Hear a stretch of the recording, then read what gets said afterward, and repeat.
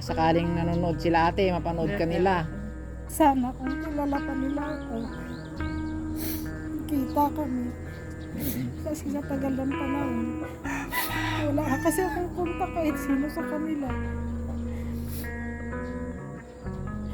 Sa mga nakakakilala ka Undago, yan sa mga pamilya Malinaw, yan sa Misamis, Sinakaban. sa Sinakaban, ayan, shout out dyan, baka kilala nyo yung mga kapatid ni ate dyan, o baka nandyan pa sila nakatira, si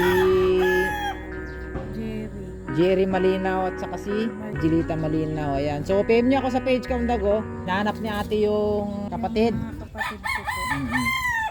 Bali, nagkahiwa-hiwalay kami ako, 12 years old pa lang ako. Yung panganay namin, nakita ko isang beses lang. Tapos yung sumunod sa akin na babae, hindi ko na nakita yon hanggang ngayon. So, bali, nandito ako, 37 years na kaming hindi nagkikita. 37 years na kayo hindi nagkikita ng mga kapatid mo. Pero dati magkakasama kayo na ate. Nung mga maliliit pa kami, nung mamatay ang mama namin, naghiwa-hiwalay na kasi kami. Yung tatay mo, Nag-asawa siya ng iba, so hindi kami, wala na kayong balita. nung asawa niya, parang ayaw sa amin. Kaya yung isa kong kapatid kinuha nung lulo ko, ako naman dalawa kaming kinuha ng lulo ko. Tapos umalis ako, kinuha naman ako ng tiyahin ko, dinala ako dito. Pinabayaan naman ako pagdating dito. Kaya yun, napadpad ka kay Tatay Chris. Sariling sikap ko sa ko na syempre babae, hindi madisgrasya, na masukan ako ng trabaho.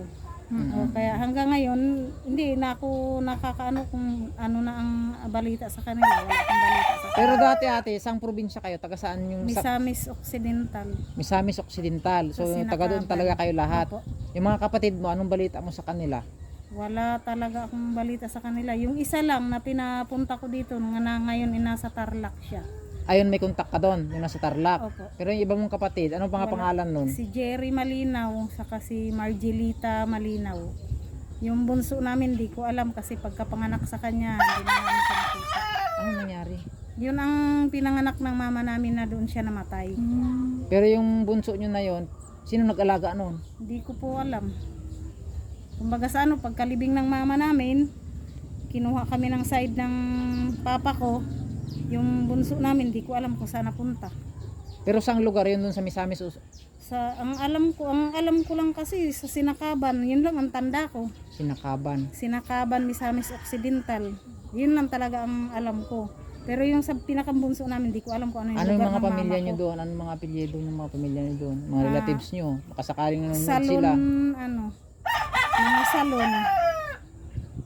Hindi ko na alam kasi ang ibang Wala na akong kontak kasi talaga mula napunta ako rito. So ayan mga kaundago, kung sakasakaling nanonood man kayo, isa sa mga kapatid ni ate, pangalan nila ate? Si Margelita Malinaw, Ayan, si baka Jerry Malinaw. Baka sakaling nanonood kayo, matagal na kayo hinahanap ng ate nyo. So PM nyo na ako sa page kung in-information kaundago para magkita-kita na rin ng mga magkakapatid kaundago. Ilang taon ate? 37 years. 37 years kaundago na hindi sila nagkikita ng mga kapatid niya. Ayan. Gagawa ng kaparaanan si Lord kaundago. Inimisid sa kanila ate, mga kapatid mo.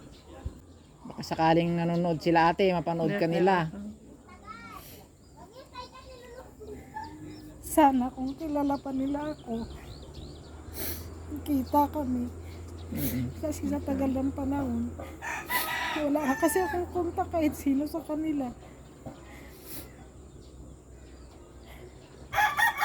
Ayan, sa mga nakakakilala ka Undago, dyan sa mga pamilya Malinaw, dyan sa Misamis, Sinakaban. sa Sinakaban, ayan, shout out dyan, baka kilala nyo yung mga kapatid ni ate dyan, o baka nandyan pa sila nakatira, si Jerry Malinaw at saka si Margelita Malinaw, ayan. So PM nyo ako sa page ka Undago, para kung sakali may mga information kayo, para kahit pa paano magkita rin ng mga magkakapatid na sa loob ng 37 years na hindi nagkikita ka Undago. Ayan. So tiwala lang tayo ate at gagawa ng kaparaanan ng Panginoon para magkita-kita din kayo ulit. Ayan. God will make a way. Make a way. God will make a way. So ayun kung nagawa, baka sakaling na may Naiyak na. nakakakilala sa kanila kay Ate Mary Jane, yan yung mga kapatid niya na sa loob ng 37 years na hindi sila nagkita-kita kaundago. PM nyo naman ako sa page kaundago or mag-message na lang kayo ano.